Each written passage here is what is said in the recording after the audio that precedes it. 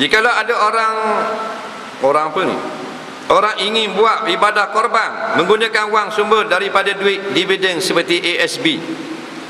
Ustaz, bagaimana dengan solat seorang itu jikalau dia tidak tahu baca Quran tapi dia hafal surah Fatihah saja? Duit dividen ASB ni berlaku pertilihan pendapat. Ada panel syariah kata harus, ada panel syariah yang mempertikaikan. Nampak?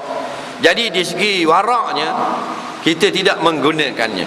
Di segi syariatnya masih lagi kita boleh menggunakannya. Faham? Jadi pandai-pandai. Kemudian pula dia tanya soalan kedua tadi, dia hanya pandai surah Fatihah, surah lain dia tak pandai baca. Macam mana semayang dia? Seorang Islam wajib kena tahu baca Quran satu surah je, Fatihah. Surah lain fardu kifayah. Kalau ada dalam semua kawasan Gombak ni tak ada orang pandai baca 114 surah, semua berdosa. Tapi hak fardu ain Fatihah saja. Kerana Nabi kata la salata liman lam yaqra bi Fatihatil kitab.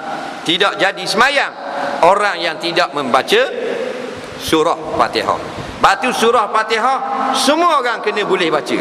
Faham? Mung kerja JPJ ke, traffic light ke, ambulan ke, mung mak rempik ke, mung timbalan ketua peropok Kuala Lumpur ke, mung ketua pasukan pecah rumah Gombak ke, wajib kena baca dan tahu surah Fatihah. Kerana Fatihah rukun semayang. Siapa tak semayang bukan Islam. Faham?